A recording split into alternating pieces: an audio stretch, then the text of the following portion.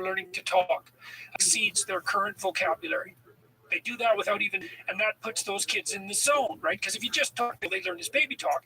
And if you just talk like an adult, then they don't understand a word you're saying. So you find this habit, okay, which is part of the reason that we keep having them, and I think why they're popular. And we're not paying attention to how the clock is ticking or how time is flowing or even to the fact that we're doing what we're doing. We're just having a conversation. And it's meaningful, it's engaged, it keeps our eyes focused and our senses concentrated on what's happening. And the reason for that is that there's enough information flowing between us so that we're being slightly transformed as a consequence of the discussion, right? So we're both comfortable, we trust each other, we trust that the conversation is aimed at something that's of mutual benefit. We trust each other to tell the truth to the degree that we're capable of doing that. And then when you engage in this exchange of information, and to the degree that it's breaking you down a little bit and building you up in a different way, that's a little in a meaningful conversation, then that keeps you alive and functioning. And that focuses you, like that speaks to you so deeply that focus happens without any consciousness. And that's meaning. And that's that line between chaos and order. And that's real. That has nothing, and I would say, here's another thing that's cool. So that line between chaos and order, that's the same thing that's happening when you're playing a game properly, right? Because you're in the game and you're exercising your skill, but you're pushing it.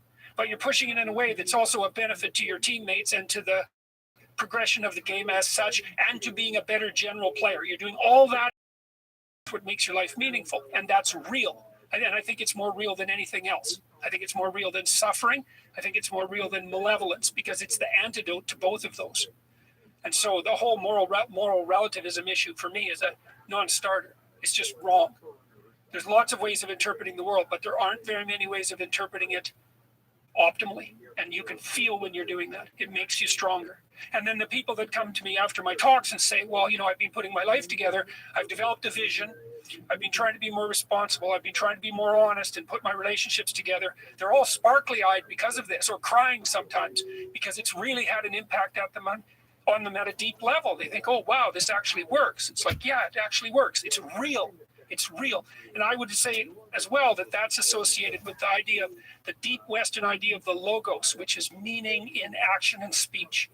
So, if we have a conversation that's meaningful, then that's a manifestation of the spirit of the logos. And that's the thing that destroys and recreates at the same time.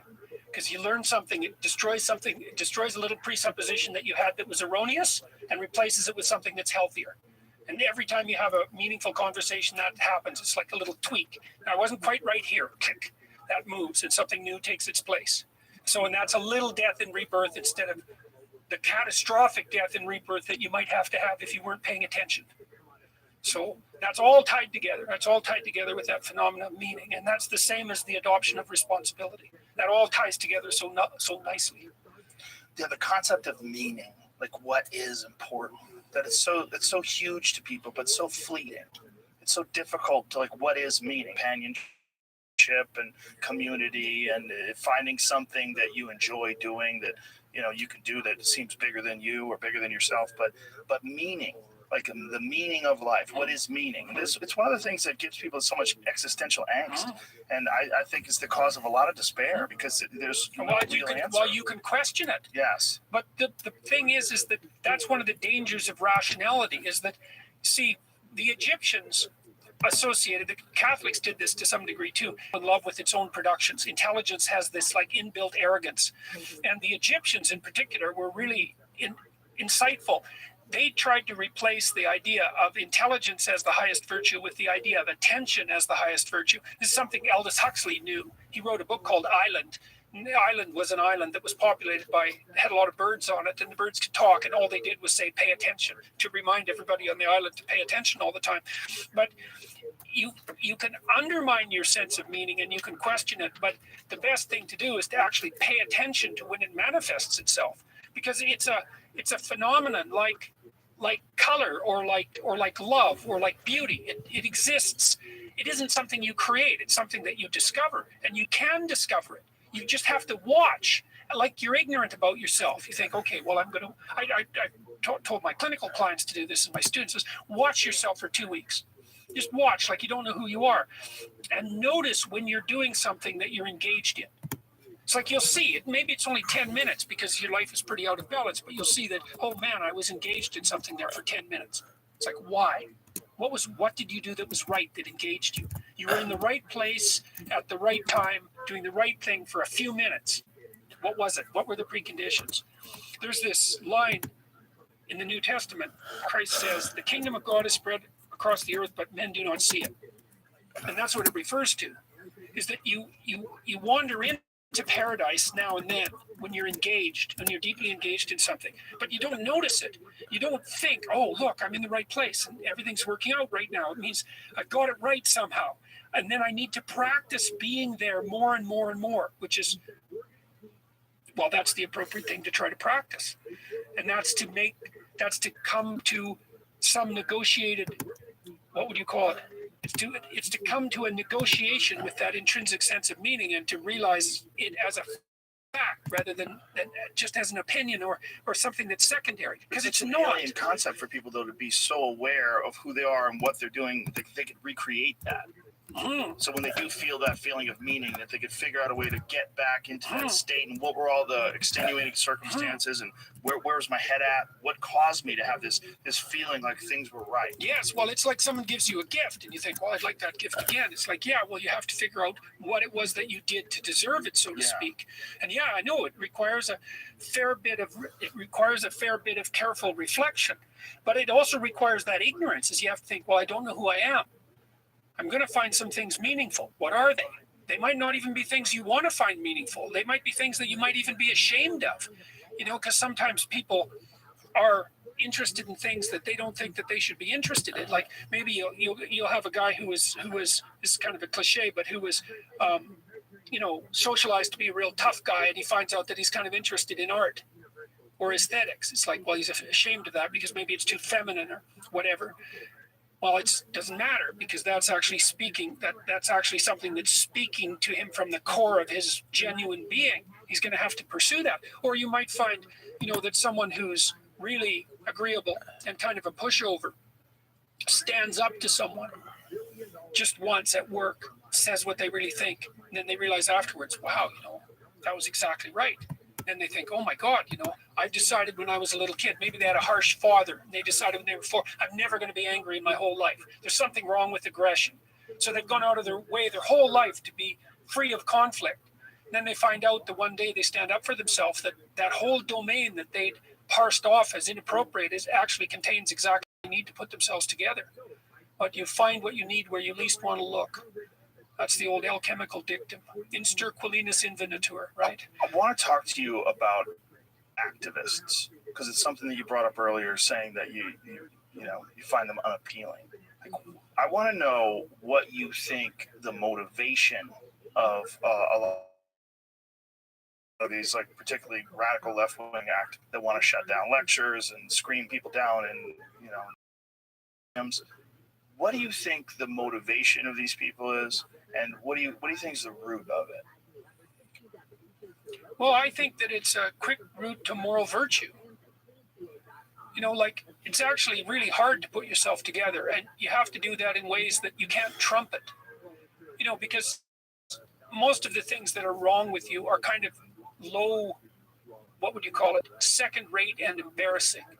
All your stupid little habits and your proclivity to procrastinate and all the things that you're minorly ashamed of. And then you have to work on those slowly because the probability that you're going to be able to fix them quickly is low. And you can't really brag about it because it's so embarrassing just to admit that they exist to begin with that you can hardly brag about it. And it's sort of painstaking private work. And you don't get a lot of quick social status for it. It's effortful, embarrassing, humbling, and difficult. And then you can do something like be an activist and you get all that public acclaim for being on the good side with no effort whatsoever. And so it's a plus. Do you think that there's any motivation at all to try to make the world a better place? Yes. I think that's part of it. Sure. Well, it's flavored by this desire to broadcast your virtue. Yes, because it's very difficult to make the world a better place. That's the thing is, no, I mean, young people have a messianic impulse. That's another thing that was documented by Piaget. That there's a stage, in late adolescence where you want to make the world a better place.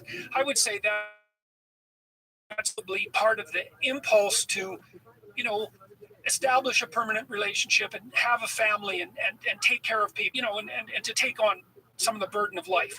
It's the psychological precursor to that. And it's reasonable for smart young people to be concerned about broader philosophical issues if they tilt in that direction as well. But it's all too easy for that to be pathologized into resentment for those who more unfairly, and the easy route out. There aren't easy route. So some impulse to, there's some wish that things could be less unfair and that fewer people could suffer.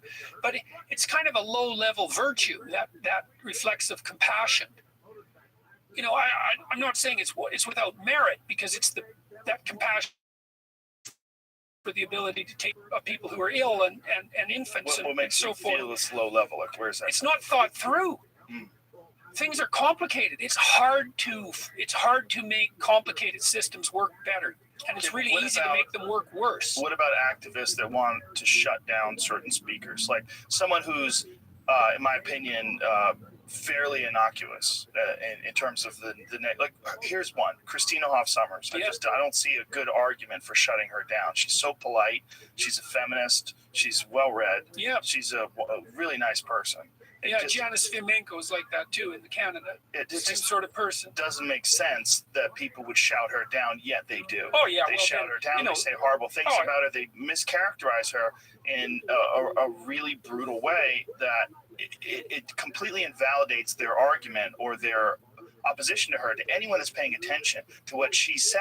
Oh well, a lot of it is also just immature acting out. Yes, and there's an arrogance that's to tolerated in some sort of a very strange way. Yeah, it is. Well, yeah, it's part of our doubt, I suppose, about authority and about our willingness to assume that all authority is contaminated by power. It's not and heckling too. Yeah. It's almost like if you're doing a play, or a musical, or you're singing a song, someone just decides to start screaming out. Well, that person's an asshole. But if you're espousing an opinion, and that person decides to scream out, and they do so under the guise of moral virtue. Well, it's undeserved access to power. Yeah. And it's no wonder that the radical in particular concentrate on power. Everything's about power. Well, then it's okay if they use power as part of their means of expression. It's like, well, you're power games. It's perfectly reasonable, even appropriate for me to play power games because, I'm oppressed compared to you. If everything's power, then everybody gets to yell. Right. And one of the things I realized about recently as well is that there isn't a debate about free speech. Exactly. Not the way that we think about it, because there's the classical defense of free speech. So the classical defense of free speech is that it's better for both of us if we're able to exchange our opinions, because I have the opportunity to learn from you, and you have the opportunity to learn from me, and you have to learn from your own mistakes and social feedback, and so do I. And negotiation beats war. Okay, so that's kind of the classical now, but that's predicated on some assumptions, and those are: you're an autonomous being. You're capable of formulating an opinion that's actually unique to you, and that in dialogue, we can mutually modify each other's unique opinions in a way that produces a mutually harmonious and beneficial outcome. That's all the predicate. Well, the people who are opposed to free speech, you see, it's not that they're trying to shut down people whose opinions are different than theirs exactly. It's that they're opposed to the idea that free speech exists. It's a way deeper problem. Because at the bottom of the postmodernist mess is the following assumption, is that, well, there's no one way of interacting with the world that's preferable to any other way. And so what people do is organize themselves into hierarchies of power and then struggle for dominance within the hierarchies, and then the hierarchies struggle between each other. So it's a landscape of warring hierarchies. That's all it is. And you think that you're a person and that you have an opinion, but you're not. You're just the mouthpiece of your privileged hierarchy. And so am I. And it's incommensurate if we're from different hierarchies.